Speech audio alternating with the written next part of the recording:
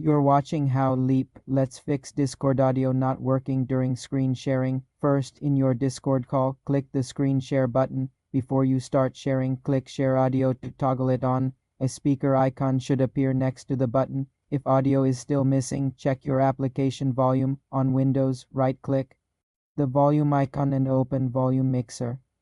Make sure Discord's volume is up and not muted. In Discord settings, go to Voice and Video. Under Audio Subsystem, switch from Standard to Legacy or vice versa and test. Also ensure the correct output device is selected. You're watching How Leap. Let's fix Discord audio not working during screen sharing. First, in your Discord call, click the screen share button. Before you start sharing, click share audio to toggle it on.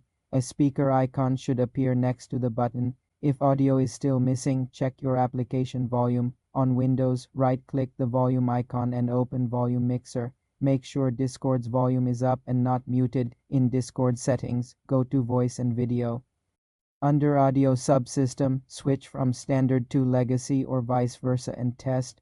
Also ensure the correct output device is selected. If sharing a browser, ensure the browser tab is playing audio and isn't muted. For more simple tech tutorials, subscribe to the channel.